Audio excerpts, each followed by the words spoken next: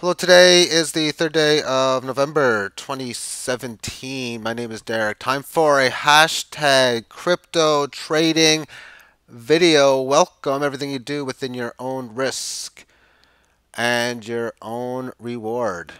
All right, then.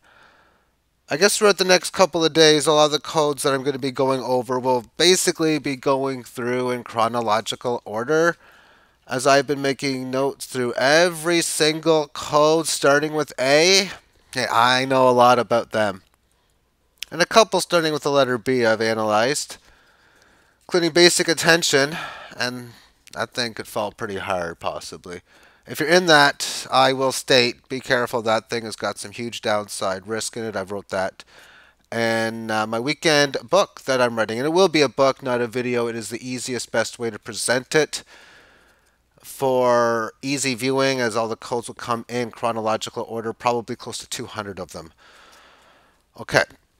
What I'm also going to be focusing on is the side order of the US dollar. I'm primarily focused on the Bitcoin cross because that's where the trades come in. But a lot of indications can help within the US dollar, especially if you're looking for significant signs of break, for example. If this thing, well, I guess doesn't have anything too spectacular yet. But whenever you have situations with some codes that are in a big sideways consolidation, a clear one, and they break a big resistance or support, I've seen a few of them in the A's already, and Ethereum is huge for that right now. And it breaks one of the key support or resistance, what you're probably going to notice it's going to have a big fall or rise in Bitcoin. And as well, if Bitcoin has a big fall, don't be surprised if it just happens to break resistance as well. Further, anyway, we're looking at Bitcoin Cash against the US dollar. So be it. It's in an uptrend. So is Bitcoin. So let's move this over. And quite frankly, every single code that I've talked about within the A's, and this within the A's anyway, has all been downtrend. There is no sell targets because there's nothing to sell if you're buying right now. Well, I guess there is to sell, but there's just nothing's in an uptrend. I'm looking to be a buyer in everything that's going lower. Now within this one here, let's go to Bitcoin Cash against Bitcoin. And let's take a look at this on the daily time frame.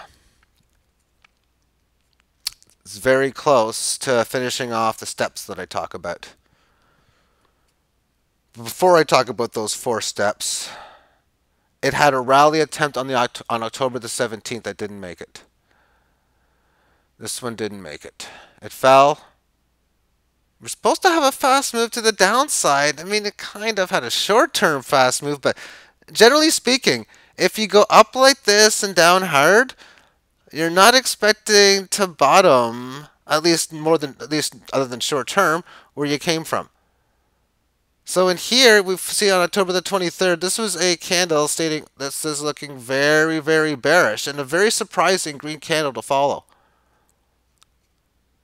As you look at the code right here, it's saying a bear setup's in place, yet that hasn't been the case.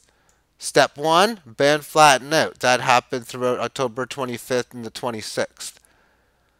Step 2, establish resistance. That phase started on the 27th and completed on the 29th. Step 3, come back to the band. That happened on the 31st. It left it on the 1st.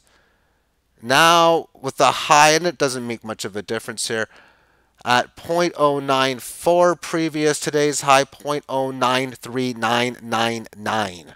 100 satoshi lower, basically an exact hit, and we'll say definitely an exact hit. The general rule of thumb for playing this game, when you see a setup like this, is then determining your best entry points. One will make an example just by now. It looks like it's going to break it, and there's going to be some upside levels. And I've written already the upside targets on a break of this level, including after your first sell order, where I'm going to be looking to buy after I sell, like a chess player thinking many turns ahead. So you have Bitcoin Cash, you look to sell, then after I sell, I'm going to look to buy again.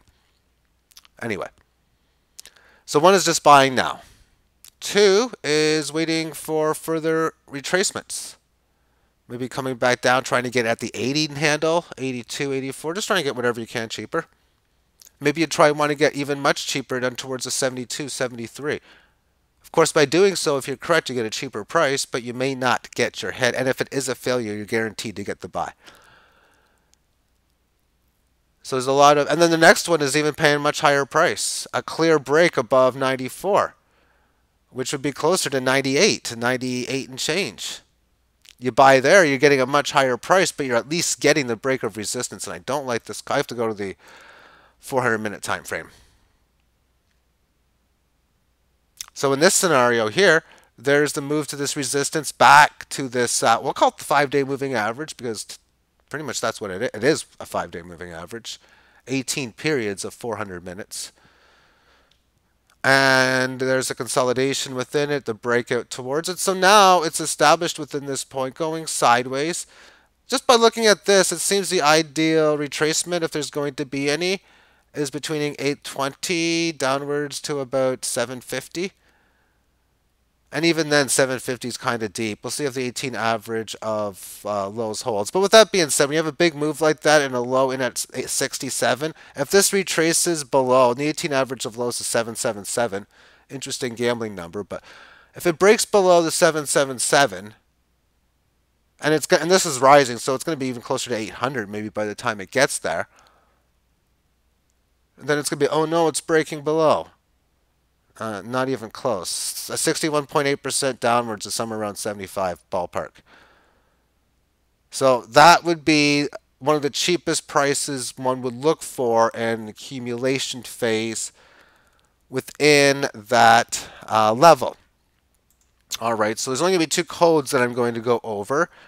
And I have to look at my notes to see what the second one was. It begins with the letter A, though.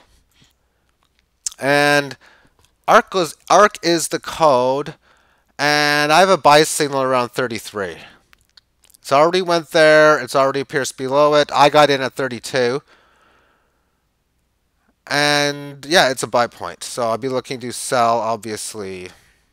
And I'm not really going to go too much on selling. In fact, the Bitcoin Cash, I think there's some key sell points in there because it's a pretty clear code, but only the ones that are clear I'm really going to be talking about it. But for myself, I'm always going to be looking for good gains and then buy back later.